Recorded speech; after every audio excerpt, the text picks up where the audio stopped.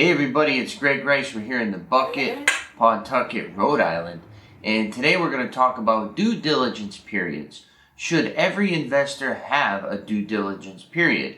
I think no. I think absolutely no, because it excludes you from getting properties.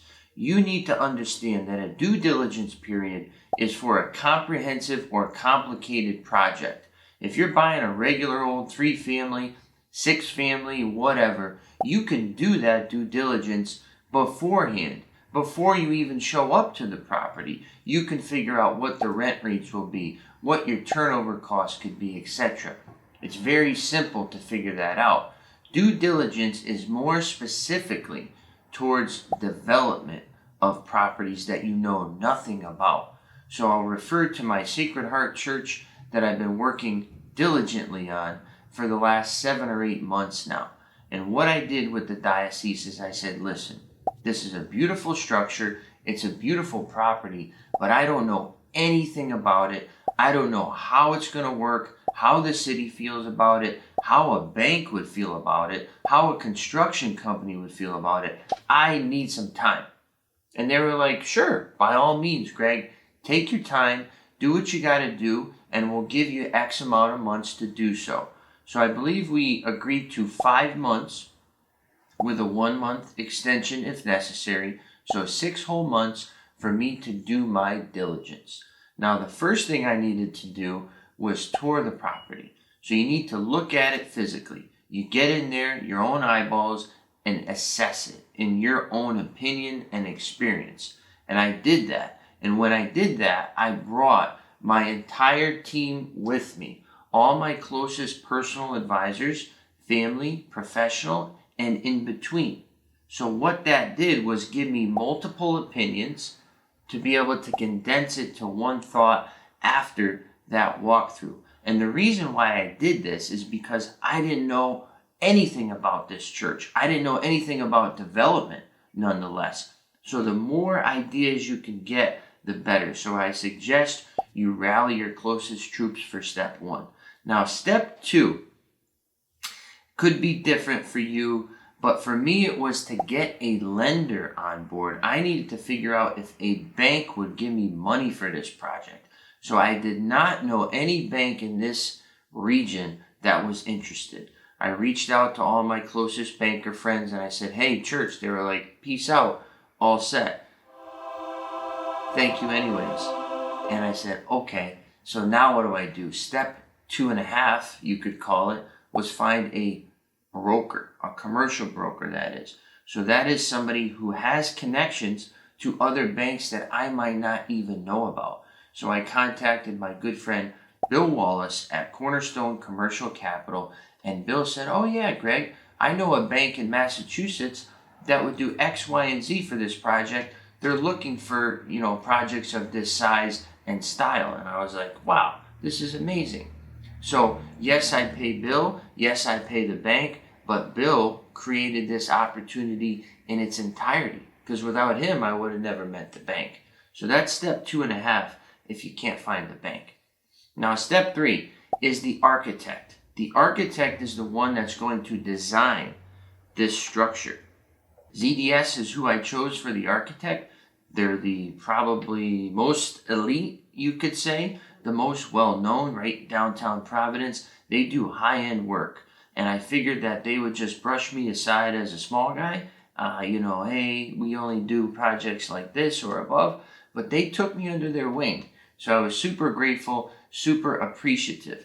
Now, after I got ZDS, I said, okay, I need a builder now.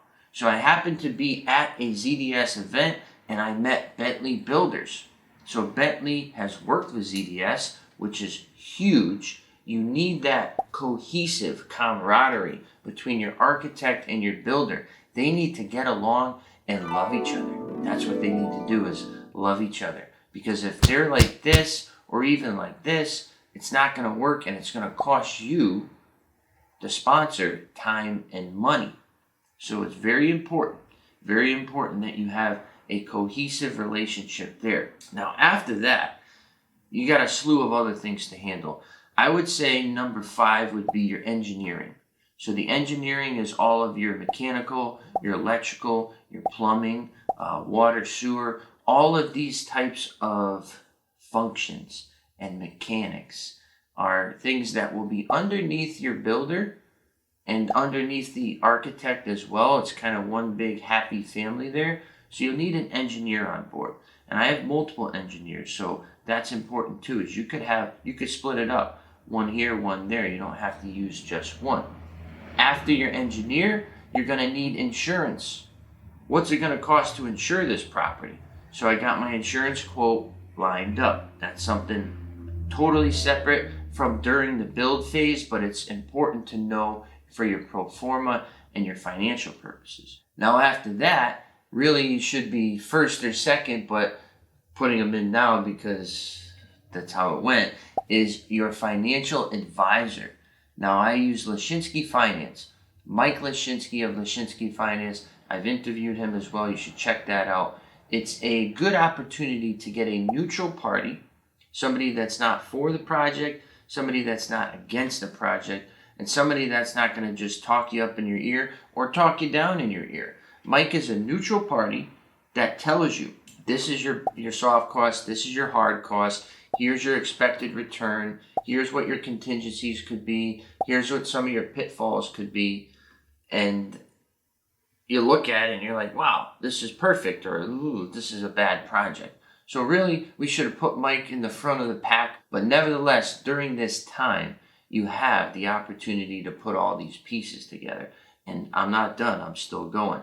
Now, the next step in the process is you need to talk to the city or town that you're working with, and get zoning approval. That's right, you need to get your project approved, pre-approved you can call it, for the intended use that you want to do. I did that, took a long time. Very expensive too. You're paying attorneys, you're paying advisors, you're paying architect, you're paying builder, all to create a presentation, drawings, schematics to propose, to say, hey, look at this beautiful project we're going to do. And the city of Woonsocket approved it for us. So we're very thankful, we're very grateful. Other investors, other developers, take for example the marijuana that was just going to go in Diamond Hill Road, I believe it was, in Woonsocket. Their zoning board decision denied them, and they won the lottery from the state and all. They had flying high, ready to go, and Woonsocket was like, nope, we don't think this is a good thing for our community. So that is also very important, should be towards the front and the top of your list, is to make sure that the city or town that you're buying or will be buying in is okay with the project that you want to do. Now, another step after that is to attempt to get some type of tax relief or even federal relief. So, for example, I received a tax stabilization agreement, which offers me 7 years of a deferred and then incremental tax rate to offset my costs while I'm building, while I'm developing the property. It's huge, very grateful for it. And if I didn't have it, I probably wouldn't be able to go forward with this project. So very huge. Again, you can ask for that. You could also get federal tax credits, state tax credits. You can get workforce housing grants. There's all types of opportunities for underutilized and underdeveloped properties. So it will take time, however. Those things take time. So it's important that your due diligence period is big and wide enough that you have the opportunity to cover all of these bases. Tax credits, for example, in this building. Big Nick over here, he fought tooth and nail. He had to get this building on the historic register, and then he had to justify and show that his building plans and the construction materials would preserve the historic integrity of this property, and that it wouldn't be changing it or damaging it or demolishing parts of it. He really had to be detailed in order to get these credits approved. So not only did he get federal tax credits, but he got state tax credits. But I caution you, that costs a lot of money and a lot of time. I think it took us 3 or 4 years. You're not going to get a due diligence period for that long, too. So Nick took a risk here by buying this building and then figuring all these steps out later. So that's a strategy as well, one that I would never do because I don't have the deep pockets like that. I couldn't do that. That's very risky, but we have a use here. The business operates from here. We have tenants in the property. So he's able to offset the costs, make it worthwhile, and still use that time towards a greater good and a higher and better use for the property. So that's a strategy that he used, one that I really couldn't use with the church, however. So in sum, there's many different ways to skin the cat, but I wanted to go over these points here. These are the main ones. There's other ones that will trickle down as a tangent, but overall, cover these points during your due diligence period and make sure at the end of it, you have the opportunity to get your deposit back if you're not satisfied with the results of your due diligence period. You could go 6 months and say, the city doesn't like it, the bank doesn't like it, I don't like it, the builder's going to be $1 million over budget, etc. And you could say, I'm out, but you want to get your deposit back. If they won't agree to that, then again, it's another risk, and depending on how much of a deposit, it still may be worth your while. If it's $10,000, but you get 6 months of time, that's a good value. You're getting 6 months of exclusivity just for you for that property. $10,000 in the grand scheme of a multi-million-dollar investment, not a big deal.